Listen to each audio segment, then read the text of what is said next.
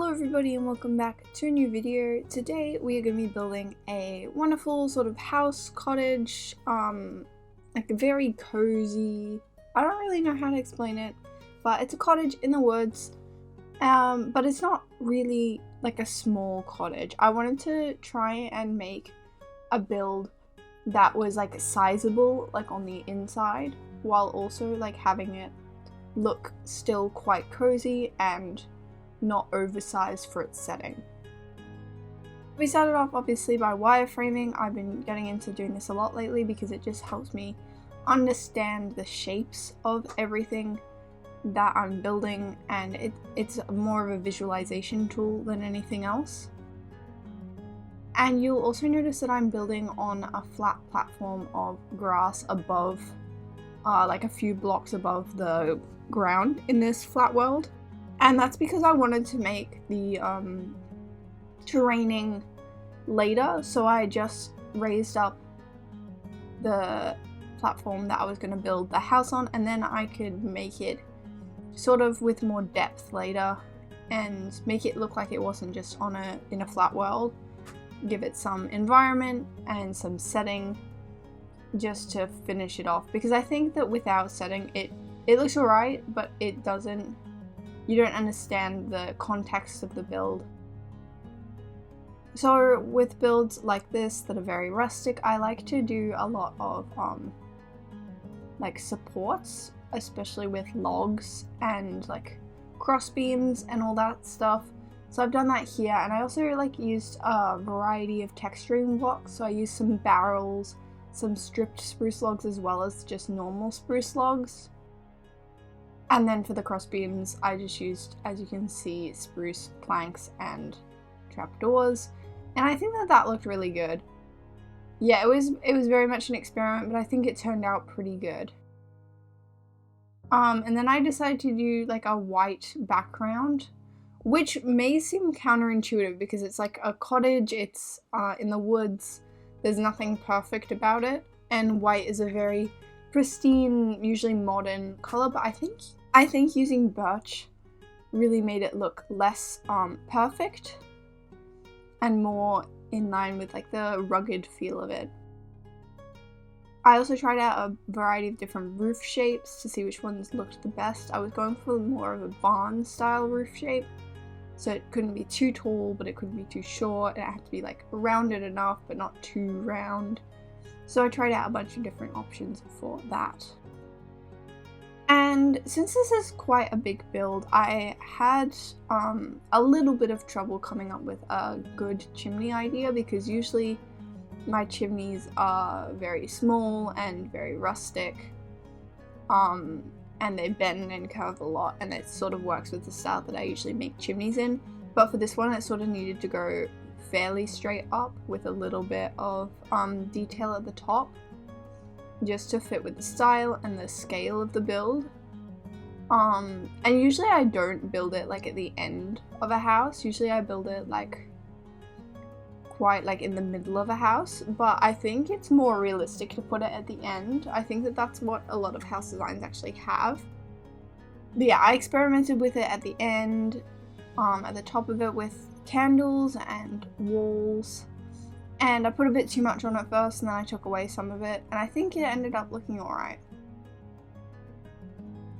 The slanted roof was looking very vast, so I decided to add a window in because it would break up the space there and make it look less massive. I think when you're building something at a fairly big scale, it's very important to break up big spaces into smaller ones so that they can look less intimidating and more like cozy and detailed and intricate. So yeah, I just mimicked the roof shape for that, very rounded, barn style, that sort of thing. I also want to note there's a difference between texturing like I have in the walls with just three blocks that are placed in random order, and gradients, because sometimes when I texture, I'll be texturing a gradient, so I'll be going from a darker block at the bottom to a lighter block at the top. Here I just textured, and I think that it worked. I don't think this build needed a gradient because it is so short, and its height doesn't really need to be lengthened because I do that in other ways. But yeah, it's important to know when you're trying to do a gradient and when you're trying to texture.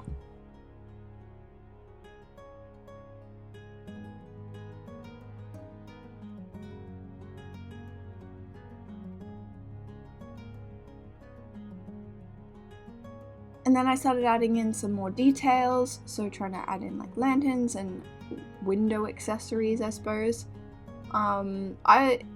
Details with these sorts of builds are very much trial and error. This is more of a new style that I'm not used to working with, so I was just seeing what looked good and what didn't.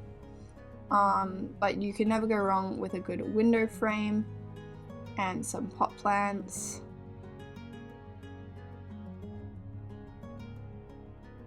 And I think greenery was really important to this build because it's supposed to be set in the woods, and I think that it really complements the atmosphere.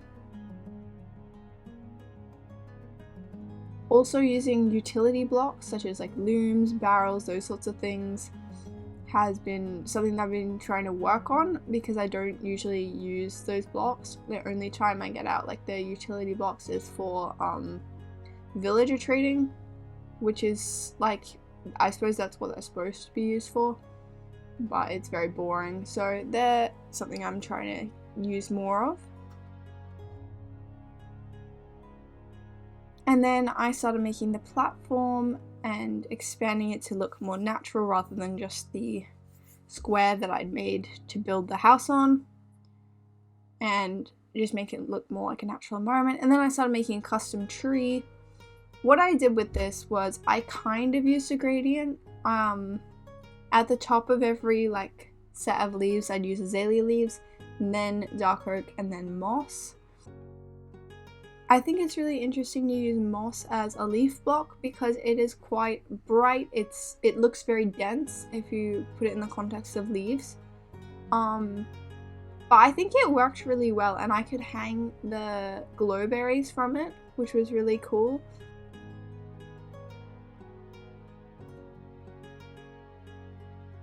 But yeah, a lot of trial and error. I haven't really made a tree shape like this before, so I hope it looks alright. I'm kind of on edge about it, not sure how to feel, but it's okay, I will try more.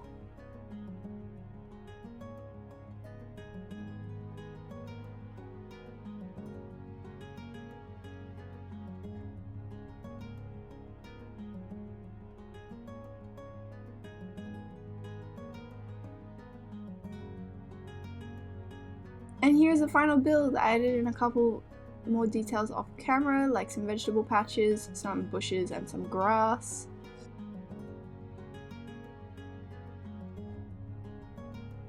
But let me know what you think of it. If you liked it, leave a like, subscribe if you'd like to see more videos like this, and I will see you very soon for another video.